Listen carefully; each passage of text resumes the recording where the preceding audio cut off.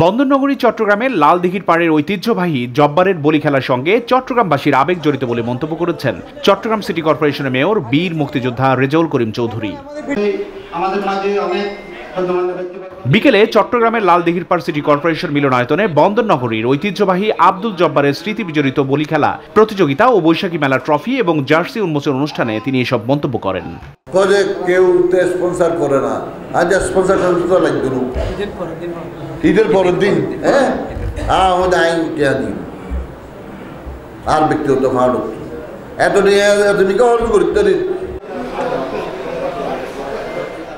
এই সময় অনুষ্ঠানে বক্তব্য রাখেন বলি খেলার এবারের পৃষ্ঠপোষক এনএইচটি হোল্ডিংসের ব্যবস্থাপনা পরিচালক সৈয়দ মোহাম্মদ তানসির, আব্দুল জব্বার স্মৃতি বলি প্রতিযোগিতা ও বৈশাখী মেলা কমিটির সাধারণ সম্পাদক শওকত আনোয়ার বাদল, কমিটির সহসভাপতি সাংবাদিক চৌধুরী ফরিদ, কমিটির সভাপতি ওয়ার্ড কাউন্সিলর জহরলাল হাজারি, ওয়ার্ড কাউন্সিলর নূর মোস্তফা টিনু সহ আরো অনেকে।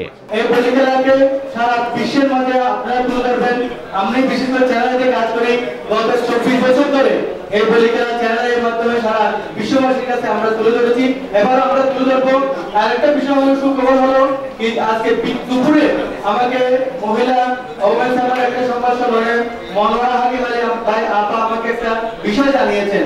বর্তমান সরকারের যে আমাদের বিশেষ করে যে আমাদের যে বর্তমান মানুষ বা উদ্বুদ্ধ করার জন্য, এই বলি খেলাকে উদ্বুদ্ধ করার জন্য, সারা বাংলাদেশে উদ্বুদ্ধ করার জন্য এই বলি খেলাকে বর্তমান সরকার একটা ট্যুরিজম বোর্ডের মধ্যে এটা তাদের যে ক্যালেন্ডার তৈরি করেছে, এখানে 2 নম্বর স্থান করে নিয়েছে এই বলি খেলাকে তারা সারা বিশ্বে তুলে ধরার জন্য।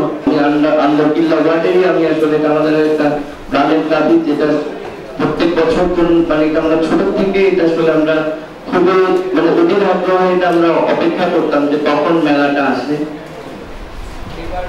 এবারটা আমি স্পন্সর হয়ে আমার থেকে আসলে খুবই আনন্দ অনুভব করছি। ভোরের পাতা নিউজ ডেস্ক।